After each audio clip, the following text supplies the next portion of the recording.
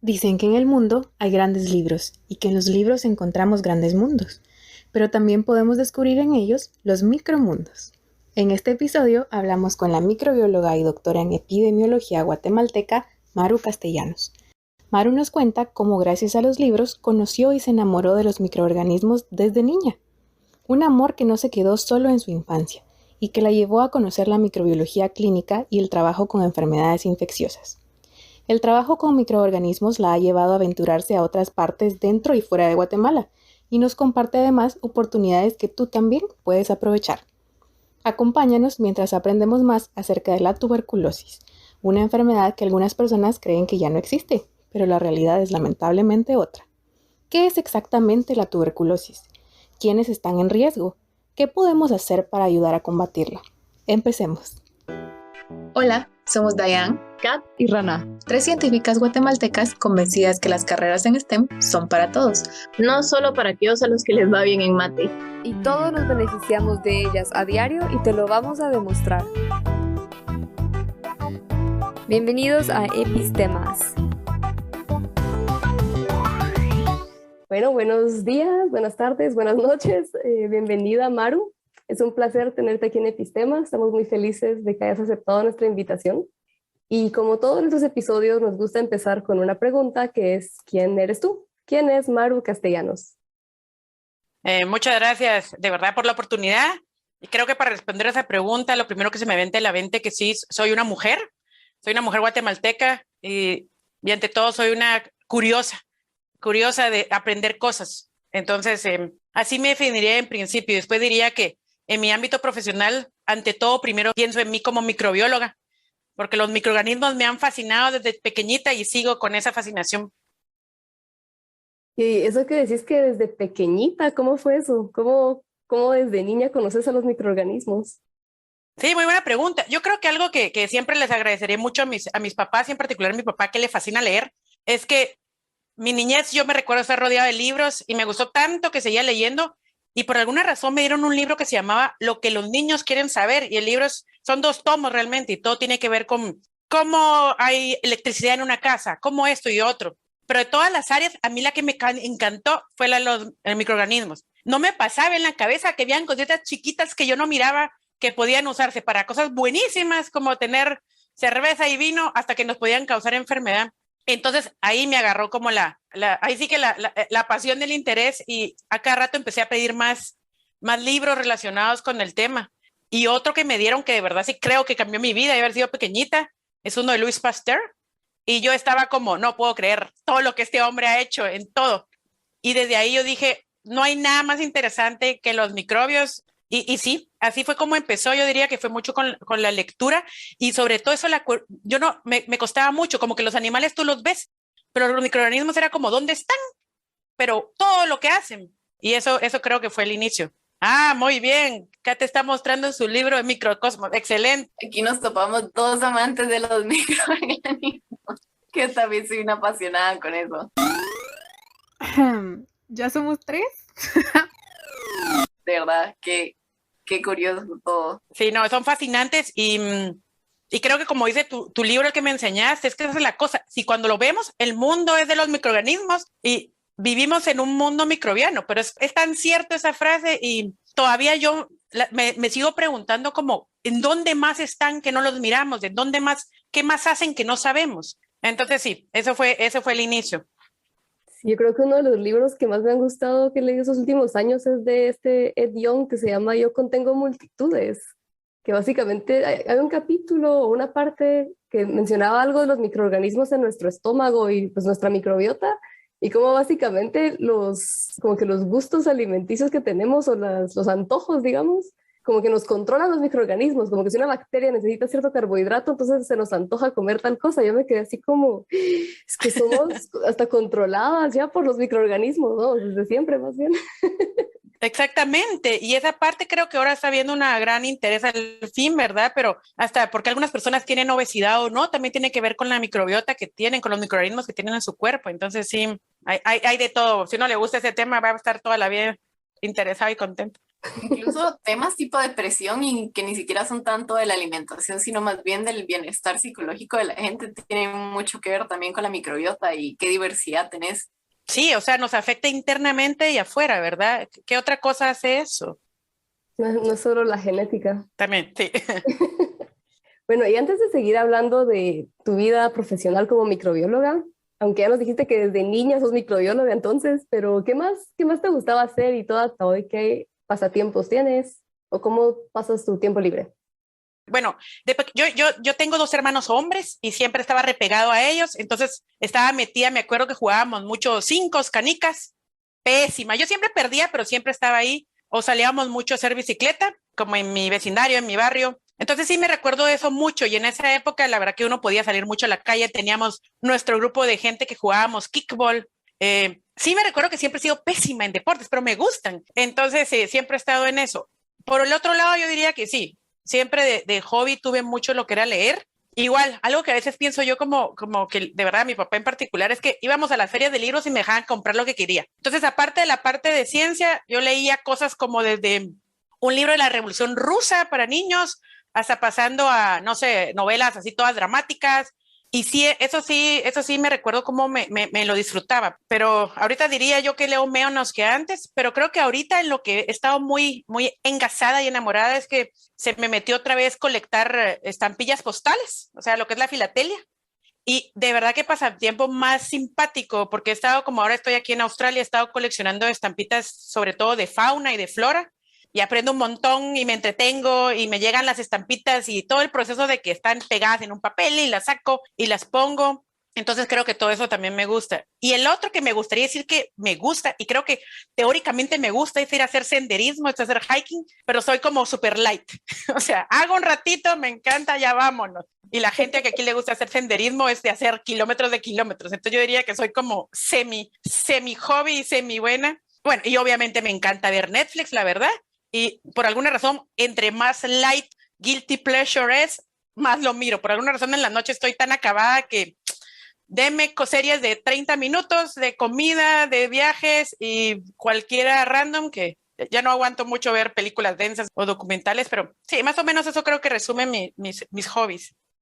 No sabía que tenía nombre eso, filatelia. Esa es palabra nueva para mí. Interesante. Sí, te cuento que la filatelia antes era súper como que a la gente, había mucha gente metida. Por cierto, siempre han habido sobre todo más hombres, pero de ahí bajó mucho, porque yo no sé, se volvió un poco más como transaccional. Yo quiero tener estampitas para después venderlas. Pero por alguna razón en la pandemia, no solo a mí me pasó, en la pandemia mucha gente como que le gustó más ese hobby porque lo puedes hacer en casa. Y sí, yo creo que filatelia, pero no me recuerdo exactamente, pero igual quiere decir como el gusto a, y creo que tiene que ver un poco este asunto de cuestiones postales. Pero sí, es bonito, es un hobby más de viejos, diría yo, que de jóvenes, pero es simpático, la verdad. Sí, así cuántos hobbies y cosas nuevas o nuevas para algunos no salieron en estos últimos años, ¿no? Exacto, tuvimos que ser creativos. Tenía una pregunta, porque, digamos, a pesar de desde pequeños tener como que el interés científico y tener este amor por la ciencia y en nuestro caso los microbios, uno mientras va creciendo va agarrando ciertos otros gustos que no necesariamente son científicos o son directamente relacionados con microbios. Entonces, si nos puedes contar si en algún momento de tu vida quisiste ser otra cosa que no fuera microbióloga, alguna otra cosa no relacionada con la ciencia. Sinceramente, no. Me recuerdo que, bueno, por muchos años yo lo que quería hacer era realmente estudiar medicina.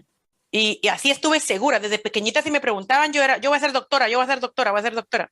Fue hasta mucho más tarde que dije, tal vez doctora no es lo mío, pero siempre algo en el área de ciencia y microorganismos. Y yo creo que quería ser doctora porque era lo único que me sonaba, que podía ver con eso. No sabía que habían otras cosas. Pero sí, la verdad que no puedo decir nada más porque todo el mundo se recuerda eso. Pedía juegos de batita y de estetoscopio. Entonces sí, estaba como, sí, como trabadita desde el inicio en todo eso. ¿Y cuándo tuviste tu primer microscopio o cuándo fue la primera vez que viste a un microorganismo bajo el microscopio? Bueno, el primer microscopio que tuve sí me recuerdo que haber sido de niña y me recuerdo que era un microscopio re malito, re chafita, re marca diablo, entonces me acuerdo que no vi nada, ¿verdad? Entonces fue hasta la universidad que ya al fin ya teníamos microscopios y ya pude ver y me recuerdo que fue, no me recuerdo qué era la muestra, pero lo que me recuerdo es que se miraban las bacterias moviéndose y eran chiquititas, chiquititas, como me imaginé, pero fue súper emocionante. Y después todavía la práctica era de teñirlas y que tuvieran color. Ah, no, yo ya estaba como, no, pues esto, no hay nada más que esto. Pero sí tomó un tiempo, pero los microscopios de niños muchas veces son tan mal la magnificación que realmente son buenos para ver, no sé, tejidos de cebolla, pero sí me recuerdo que estaba muy decepcionada cuando veía, yo decía, aquí no miro nada, pues, de pequeña. Sí, yo me recuerdo con mi primer microscopio, las prácticas que decía era de agarrar insectos y uno era de disectar las patas de una cucaracha. Y yo detestaba las cucarachas. Ay, Yo no no. quería hacer nada con el microscopio si tenía que agarrar cucaracha. ¿Y cómo llegaste entonces, si ya no estudiaste medicina, cómo llegaste a decidirte por... No fue microbiología lo que estudiaste, no fue química biológica, o me equivoco, o sí fue micro. Sí, química biológica. Pues les cuento que esa fue la cosa. Cuando yo al fin, a los 17 años, ya estaba como, ¿qué voy a hacer? Me recuerdo que, bueno, sí les cuento, igual, mi papá una cosa que hacía a todos sus hijos es que nos conseguía una cita con un psicólogo vocacional y nos decían qué áreas. Y ahí me salió derecho, porque también he sido siempre súper vocal, y me salió medicina. Entonces yo dije, bueno, ya está medicina, pero me recuerdo que cuando ya era, yo decía, no, hay algo ahí que no, yo no quiero realmente o no me miro atendiendo pacientes, esa parte. A mí lo que me gustaba era más la idea de, obviamente, seguir con el tema de los microorganismos. Entonces me puse a investigar y me recuerdo que habían dos opciones. Una era que en la del Valle había en ese momento solo se llamaba bioquímica y la otra era química biológica en la San Carlos. Y la verdad es que me decidí por la de química biológica porque sentí que tenía un componente más fuerte de microbiología en ese momento. Y la otra, sinceramente, porque no teníamos la plata para pagarme yo ir a la del Valle. Y sí me recuerdo que iba como medio decepcionada, diciendo, aparte química biológica es una carrera que solo la escuchamos en Guatemala. Y yo decía, eso de estar viendo orina y popó, como que no es tanto lo que yo quiero hacer, pero era la única que tenía el componente de microorganismos. Entonces dije yo, bueno, es la que me parece que puedo agarrar y por eso es que me fui para ese lado. Y eso que hoy por hoy ya incluso biología tiene también un fondo bastante grande en cuanto a microbiología, porque antes creo que solamente era más como que la parte ecológica, pero ya ahora ya se le pone bastante más atención a los microorganismos. No, qué bueno, sí, yo me recuerdo que biología ni siquiera lo pensé y también es porque uno tiene en su cabeza cómo son las cosas. Yo decía, no, yo estar viendo animalitos y estar viendo plantitas, no. Pero sí, creo que no tenía, o yo no tenía para nada en ese momento cuál era la ruta, ¿verdad? Por eso es que química biológica me sonó lo mejor que podía hacer. Bueno, ya estando en química biológica, ¿qué tal fue tu experiencia? ¿Fue lo que esperabas? ¿Hubieras esperado algo diferente? Sí, bueno, la primera cosa, yo salí de un colegio solo de mujeres a la San Carlos, y un colegio privado, así que primero que todo fue un verdadero shock, pero en el lado bueno. También salí de mi burbujita que estaba para estar ahí. Y una cosa que siempre agradezco a la San Carlos y a esta carrera es que tenemos los primeros años que estudiar en la universidad, pero ya a partir del cuarto año empezamos a hacer como prácticas, que era estar en el Hospital San Juan de Dios en Guatemala y en una clínica, en un laboratorio que tiene la San Carlos en la zona 1 en la ciudad de Guatemala. Eso fue súper bonito e interesante. Yo sentía como, oh, wow, lo que estamos haciendo como que sí sirve un montón, es interesante. Siempre diré que lo de ver ese orina no me gustó nunca, pero teníamos que pasar por cabal, por una parte de microbiología y tomábamos muestras. Después en el hospital, eso hay todo un laboratorio de microbiología. Eso sí me recuerdo que fue lo que más amé y sí dije, esto es lo mío. Más como estar cultivando y decir, o sea, para mí sigue siendo siempre como maravilloso que tomo una muestra, pone un poquito de la muestra en una cajita, la mete y a los 2 días está creciendo algo y uno lo mira en el microscopio y se miran honguitos o bacterias o lo que sea. Entonces sí, es dura la carrera, la verdad, porque son 5 años de estudios o eran 5 años de estudios y después tu parte profesional. Y sí, la verdad que yo estuve contenta porque vi que había más de microbiología de lo que yo pensé y obviamente también aprendí de otras áreas, ¿no? Que nunca me van a gustar tanto, pero que son bonitas como banco de sangre o hacer pruebas de glucosa, de diferentes proteínas o diferentes productos en la sangre. Pero sí, es una muy bonita experiencia. Bueno, y me tocó hacer para terminar, cuando uno cierra la carrera, te mandan a hacer 6 meses de ejercicio profesional supervisado, se llama, y a mí me mandaron a Totonicapán, lo cual lo amé, pues. O sea, conocer esa parte de Guatemala, vivir ahí, comer tan rico, sentir el frío y estar con la gente, es una linda experiencia. Así que la verdad es que si de nuevo tuviera que elegir entre la San Carlos y la del Valle, creo que seguiría yéndome por la San Carlos.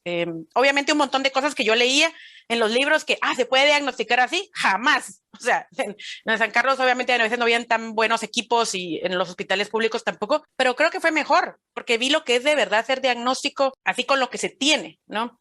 Entonces sí fue una bonita experiencia, la verdad.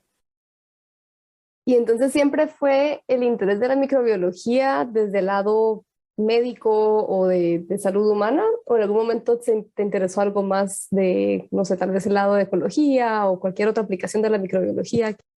Sí, la verdad que yo cuando empecé, sí, solo conocí el lado como clínico y en la San Carlos me permitió ver que había más allá de eso. Teníamos, tal vez no nada de ecología, era más como, digamos, microbiología de alimentos o de análisis en procesos industriales, pero por alguna razón todos esos, yo tengo esa fascinación rara que yo digo, los microorganismos siempre los defiendo por donde voy diciendo, apenas una minoría nos causan enfermedad y aún así los que me interesan son los que causan enfermedad.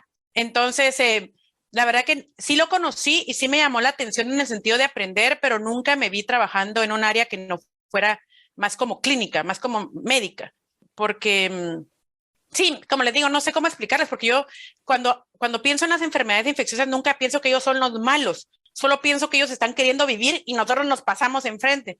Entonces, sí, esa ha sido la área que me ha gustado desde pequeñita. Ellos pueden perfectamente vivir en simbiosis con nosotros. Es También. un organismo el que de vez en cuando nos deja, por así decirlo, nos hace sentir un poquito más débiles y a lo mejor ya no mantiene esa simbiosis con el microorganismo y el pobrecito dice, bueno, de aquí soy, ¿verdad? Y nos enferma, pero ni siquiera es como que siempre que estén con nosotros sean malos, sino que pues ahí están y de vez en cuando nos causan enfermedades. Exactamente, sí, es muy cierto y la gran mayoría que están dentro nuestro son súper buenos para nosotros, la verdad. Sí, aquí tenés, María René, dos defensoras de los microorganismos, ya vi. Según un artículo del 2011 titulado Microbiología en números de Nature Reviews en microbiología, existen alrededor de 1.400 especies conocidas de patógenos para el humano, incluyendo viruses, bacterias, hongos, protozoos y helmintos. Pareciera mucho, ¿no? Sin embargo, este número representa menos del 1% de especies de microorganismos que hoy conocemos en el planeta. Justo iba a preguntar que ya que hablamos de los malocitos, que empecemos a hablar de la tuberculosis, que es con lo que más has trabajado con muchas cosas, pero tienes muchas publicaciones con tuberculosis, ¿no? Entonces, ¿cómo llegaste a la tuberculosis? Porque eso es con lo que más has trabajado, ¿no? Así es. La verdad que llegué fortuitamente. Como les decía, cuando regresé de mi tiempo en Totonicapán, teníamos que hacer una tesis y no tenía la menor idea qué hacer. Y en eso alguien apareció que me dijo, mira, hay un proyecto de tuberculosis. Yo me recuerdo que ni sabía qué era la tuberculosis y tampoco sabía lo que causaba. Yo dije, bueno, es una enfermedad infecciosa por una bacteria, démosle. Y así empecé.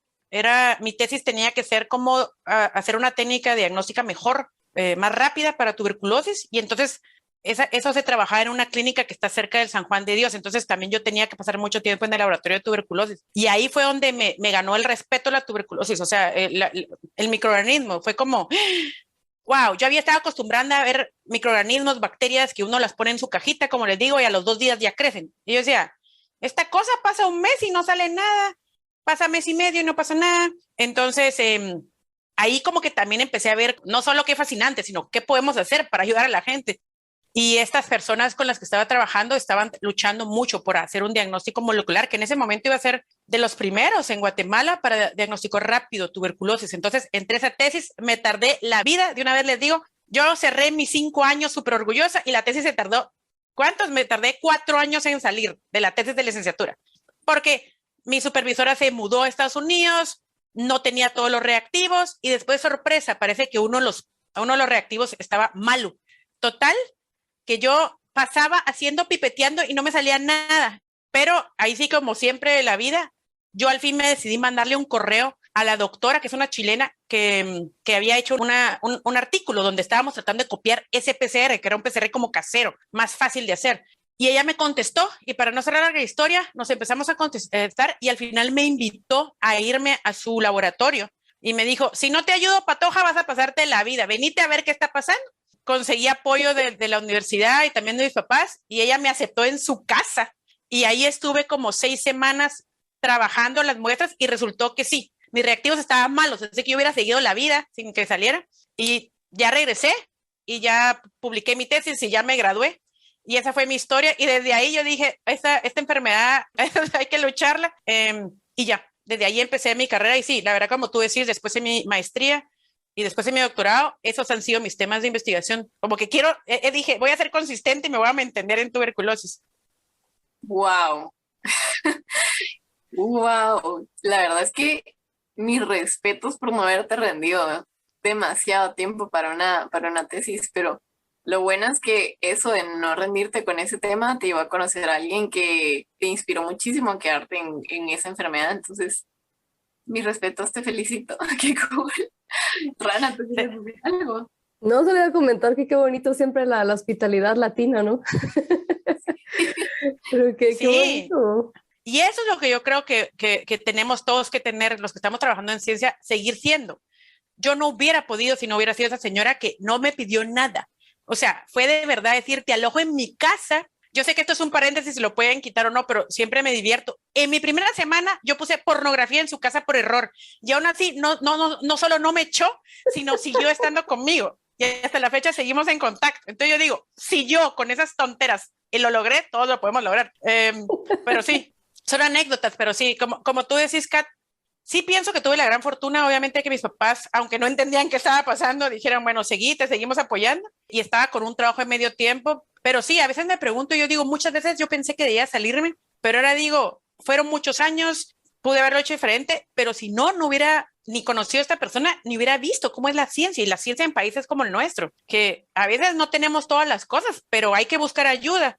Y me gusta haber pensado en mi mentencita a los 22 años como, yo le voy a mandar un correo, hola, soy María Eugenia, soy Maru, y no me sale tu PCR, ayúdame. Algo así fue mi mensaje. Y aún así me contestó. Qué buenísimo. Tengo dos preguntas. La primera, ¿qué nivel de bioseguridad estabas trabajando? ¿Cómo era el cuidado que tenías que llevar al estar trabajando con tuberculosis? Es mi primera pregunta. Y la segunda pregunta es, en sí, así quebrando el tema lo mejor posible, ¿de qué trataba tu tesis? ¿Qué hiciste? ¿Qué encontraste? Sí, con respecto a la primera pregunta, realmente para trabajar tuberculosis tenemos que tener un nivel de seguridad bastante alto, que no era posible en ese momento en el laboratorio que estaba. Era bueno, pero no es el que uno vería en otros países.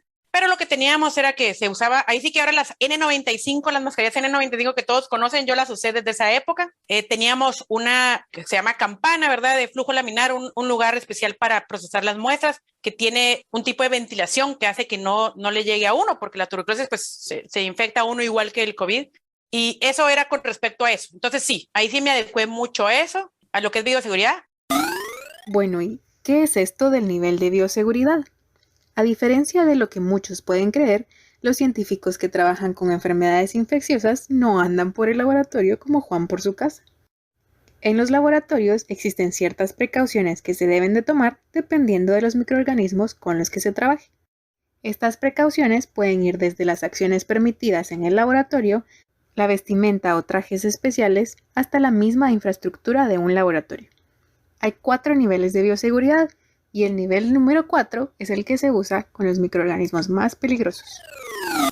Ahora, con respecto a mi tesis de licenciatura, como te digo, imagínate que la gente, o sea, era terrible que nos salió un diagnóstico positivo por el cultivo e íbamos a dejar el resultado y era como, este paciente se murió hace mes y medio. Entonces, ¿por qué? Porque muchos de los pacientes, no todos, pero muchos de los pacientes en Guatemala que tienen tuberculosis tienen también SIDA. Entonces ellos de por sí ya están bastante mal y la tuberculosis los puede matar. Ahí fue donde la tesis, que no fue mi idea, sino una persona guatemalteca que ahora vive en Estados Unidos, ella dijo, hagamos una técnica molecular. Ahí sí que ahora todos hemos escuchado la palabra PCR, pues era una técnica molecular y mi proyecto realmente era implementarlo en el país. Era prácticamente tratar de copiar ese artículo o la receta y hacerlo, pero para nuestras muestras, ¿no? En particular para muestras pulmonares, pero pacientes con SIDA, la tuberculosis se puede dar en todo el cuerpo, entonces también queríamos probar en otro tipo de muestras, hueso, ciertos tejidos, y de eso se trató. Al final de cuentas, sí les puedo decir con mucho orgullo que esa técnica salió, y por muchos años esta clínica la siguió utilizando como técnica de diagnóstico. Y entonces, ¿qué pasa? El resultado puede salir, en vez de salir en 2 meses, sale en una semana, 4 días, depende cuánto se tarde uno a hacer todo el procedimiento, ¿no? De eso se trató mi tesis. Y sí, para mí esa es la tesis de la que estoy más orgulloso, definitivamente, porque además le vi como, ok, queríamos ver si se podía implementar, pero aparte se va a usar. Entonces sí, más o menos esa fue la idea. Yo quisiera tal vez que regresáramos un poquito más a lo básico, por si a quienes nos escuchan tampoco están muy enterados, yo tampoco, de hecho. ¿Qué es exactamente la tuberculosis? Y me dio más curiosidad ahorita que dijiste que se puede dar en todo el cuerpo, porque yo lo tenía en mi mente como algo solo de los pulmones, pero ahorita dijiste eso y bueno, no sé si empezamos por ¿qué es la tuberculosis? Sí, muchas gracias, perdón, a veces me emociono. La tuberculosis es una enfermedad causada por una bacteria, que la bacteria se llama Mycobacterium tuberculosis, y es una enfermedad que ha estado por años. Hay hasta momias en Egipto donde se miran que ahí tenían tuberculosis. La tuberculosis hasta antes del COVID es la enfermedad infecciosa que más muertes causa al año. Creo que algo que a mí me ha frustrado, y yo sé que esta es otra desviación del COVID, es que si bien es súper importante, cada año antes teníamos 1,5 millones de personas muriendo de tuberculosis y todos seguimos. Al año más o menos como 10 millones de personas les da tuberculosis y más o menos 1,5 millones muere. Sobre todo es una enfermedad que está en regiones pobres, es una enfermedad de la pobreza, entonces está en ciertas partes de Asia, África y ahora sí en ciertos lugarcitos de todavía de América Latina. Perú, por ejemplo, es un problema. Guatemala no tenemos tantísimo, pero sí tenemos. Y sí, es una enfermedad que entra en nosotros porque respiramos aire y entran unas partículas pequeñitas en nosotros de alguien que está infectado y ya, la bacteria viene y se va. El primer lugar que se va, y por eso María René creo que en eso has pensado, es en la parte pulmonar y por eso es que se manifiesta en general como tuberculosis pulmonar. Te da tos, la gente se pone muy, muy delgada, fiebre, etcétera. Sin embargo, no solo es así, en particular personas con problemas de defensa, de sus defensas, como personas con SIDA, personas con diabetes, por ejemplo, la tuberculosis, la bacteria se puede ir a otros lugares. Entonces puedes tener desde tuberculosis en el cerebro, hasta puedes tener en los huesos, hasta puedes tener en la sangre, o en ciertos, se te hacen como ciertas bolitas en ciertas partes del cuerpo. Todo eso puede causar la tuberculosis. Y para terminar, la razón que es tan difícil es que la tuberculosis, el tratamiento, no crean que es un tratamiento de un par de días. Como es una bacteria que cuesta tanto que crezca y es una bacteria que su metabolismo es lentito, también es lentito matarla. Entonces, si una persona tiene tuberculosis, mínimo son 6 meses de tratamiento con 4 diferentes antibióticos. Y si de mala suerte tenés una bacteria que ya es resistente a ciertos medicamentos, puedes tener tratamientos de 20 a 24 meses. Y hasta hace pocos años nadie trabajaba en esa área, así que las mismas antibióticos de toda la vida. Hasta hace poco ya hay un poquito más de lucha y ahora tenemos como buenas noticias que ya está bajando un poquito el número puede bajar un poco el número de meses y hay medicamentos menos tóxicos, pero todavía falta mucho expandir. Una cosa es que los hayamos descubierto y otra cosa es que ya se puedan utilizar en los lugares que más se necesitan. Eso es la tuberculosis. ¿Y cómo podemos evitar los contagios, digamos? No sé si hay algo tan directo que podamos hacer o... Bueno, es que algo que no dije y creo que es buena pregunta, sí sabe que más o menos se calcula que 1/4 de la población mundial tenemos infección por tuberculosis. Lo que pasa es que la tuberculosis entra y para muchos de nosotros, aunque la tengamos, estemos infectados, no nos va a pasar nada. Puede estar ahí tranquila ella, se queda como metidita en ciertos lugares del cuerpo y todos felices. Sí, tenés problemas de desnutrición o de SIDA o estos problemas en tus defensas, la bacteria puede salir y ahí ya se llama como más la enfermedad de tuberculosis. Lo primero que yo dije se llama tuberculosis latente porque está ahí escondidita. Entonces, realmente hay tanta tuberculosis, hay lugares de África que el 50% de la gente está infectada, que lo que más tenemos que hacer es cómo, yo obviamente más que enfocarme en el tratamiento, digo, sí, ¿cómo hacemos parar la transmisión? ¿Cómo parar que la gente se infecte? Y para eso se necesitan cosas que ahora hemos escuchado con lo de COVID. Tenemos que estar mejorando mucho los sistemas de ventilación. Obviamente, si una persona tiene tuberculosis, va a transmitir más cuando está con síntomas. Entonces, esas personas pues tienen que estar en su casa, tienen que recibir rápido tratamiento. Eso ayuda mucho a bajar la carga. Pero una cosa que me dijo mi profesor, que siempre me dejó pensando, es que me dijo, ¿querés eliminar la tuberculosis? Tenés que mejorar el desarrollo social de un país. Porque si la gente tiene que vivir hacinada, si la gente tiene desnutrición, si la gente tiene enfermedades, que no tiene quien los trate, ¿cómo vas a parar la tuberculosis? ¿Verdad? Entonces, esa es la respuesta y eso es lo difícil, ¿no? De la tuberculosis, pero para nosotros, para personas con inmunidad, con sistema de defensas bien, como te digo, yo lo estoy casi segura que estoy infectada, porque en esos mis años en el laboratorio, con medidas más o menos, pienso que me infecté, pero mientras no tenga ningún problema de inmunidad, no me va a progresar. Entonces, sí, esa es la cosa con la tuberculosis. Ayudemos a los países a desarrollarse y ahí lo vamos a parar. Dijiste un cuarto de la población, ¿verdad? Se calcula que un cuarto de la población está infectada. Eso es por modelos matemáticos, pero es más o menos lo que se cree. Eso quiere decir que si Dayan estuviera aquí, por lo menos una de nosotras tiene que tener. Exactamente. ¡Wow! Sí. O sea, ya con esos números, ya con ese ejemplo, es bastante más claro lo común que pueden llegar a ser las infecciones, entre comillas, de tuberculosis. Es súper interesante y súper importante conocer eso. Yo estoy aprendiendo mucho de tuberculosis, sinceramente, y no sé cuál sería el dato curioso más grande que sabes de tuberculosis. Así que os digas, wow, o sea, cada vez que lo cuento la gente se sorprende demasiado. Yo creo que uno de los que más se sorprende es la cantidad de tuberculosis que hay en el mundo todavía. Creo que ahora, como les digo, que tenemos la epidemia, la gente está como, wow, tantos casos en un año. Obviamente sí son muchos casos, pero yo les digo, ¿sabes que hay una enfermedad que cada año hay 10 millones nuevos casos de tuberculosis? Por cierto, ahí estoy hablando de tuberculosis, la enfermedad, gente con síntomas. Y se muere 1,5 millones. Creo que ese dato, la gente como que se queda impresionada. Y se lo digo porque he tenido gente que me ha dicho, todavía hay tuberculosis en el mundo. Y eso ahí donde yo me choqueo. Sí hay, y mucha. Mencionaste antes que en Guatemala no hay tantísimos y ¿crees tú que sí es o sea, que en serio no hay tantísimos o que no sabemos porque o sea, no hay tantos estudios en todo el país o no tenemos como ¿cómo se dice? Surveillance necesario? Sí, como la vigilancia. Sí, bueno, y solo para aclarar, la tuberculosis se divide como en baja carga, mediana carga y alta carga. Guatemala está en mediano, o sea que tampoco es que estemos tan bajos, estamos en mediana. Creo que pueden ser varias cosas.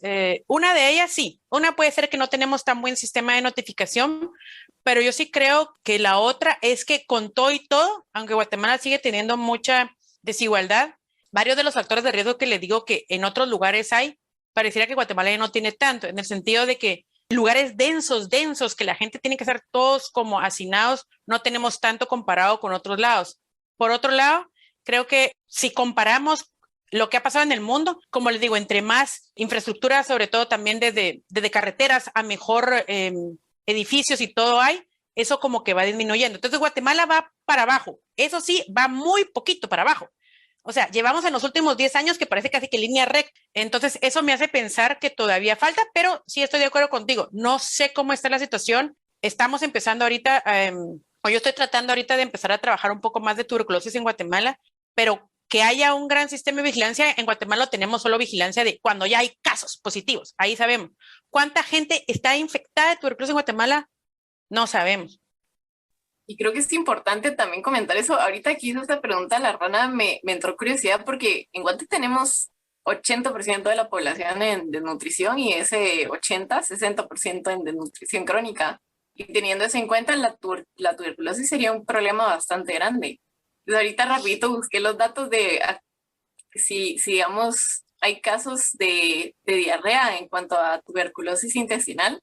Y encontré que el 20% de los pacientes que tienen tuberculosis intestinal tienen casos de diarrea. Y es una de las primeras causas de muerte en Guatemala de los infantes que tienen desnutrición crónica. Entonces, sí sería súper importante empezar a apoyar un poquito más en cuanto a vigilancia de la enfermedad. Puede ser que tengamos una carga más alta de lo que reportamos y sea causa de eso.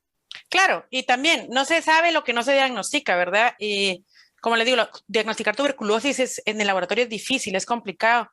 Y aparte de lo del microscopio, las técnicas que hay son caras. Pero otra cosa que quiero decir solo para que quede es que una ventaja es que en Guatemala tenemos la vacunación hay una vacuna, una única vacuna contra tuberculosis que le decimos BCG. BCG o bacilo de Calmette-Guérin. Llamada así en honor a Albert Calmette, y Camille Guérin, quienes la desarrollaron a inicios de los 1900. Gracias, Google. Esa vacuna es sobre todo muy buena para niños.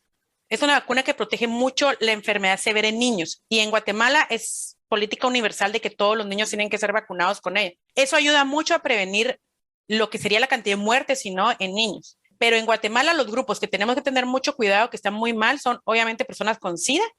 La causa número 1 de muerte en ellos es tuberculosis y poblaciones hacinadas como por ejemplo en prisiones también. Es otro tema que no se trabaja mucho y es un área que me parece súper importante porque como que son los olvidados, como que bueno, están los presos, pero ahí la tuberculosis es bien alta. A mí no me pusieron esa vacuna.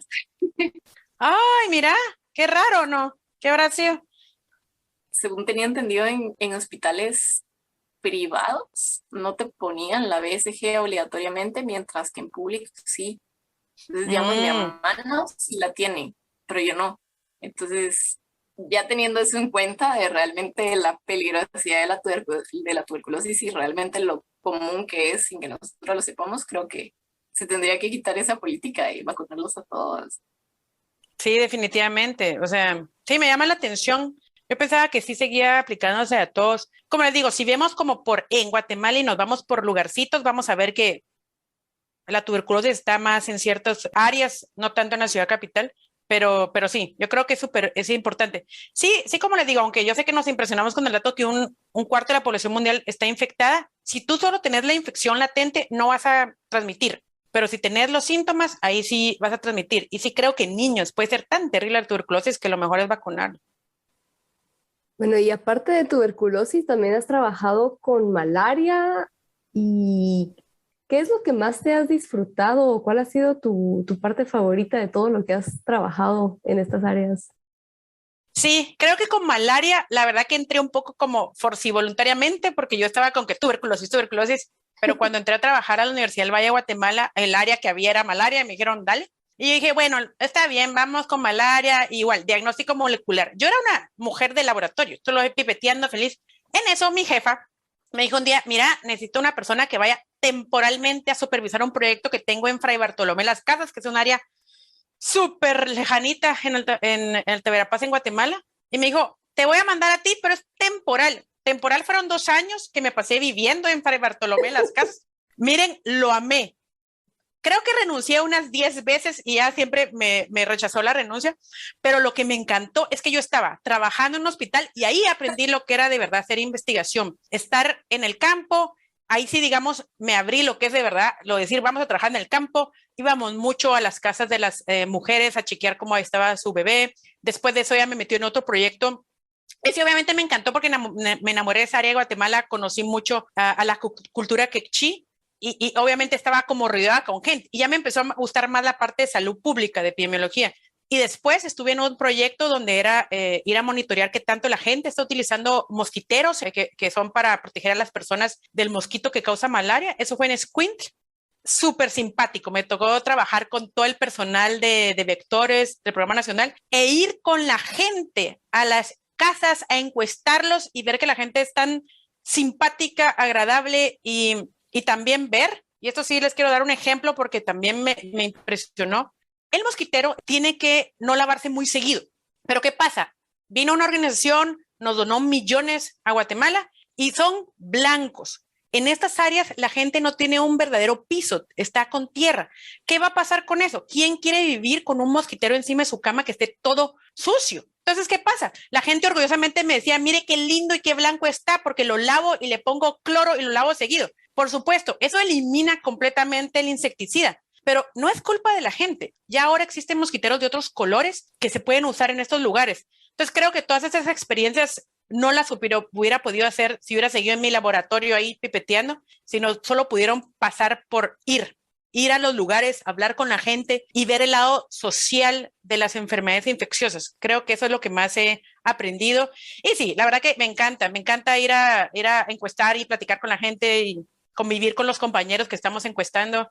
Esos son bonitos recuerdos y son bonitas experiencias.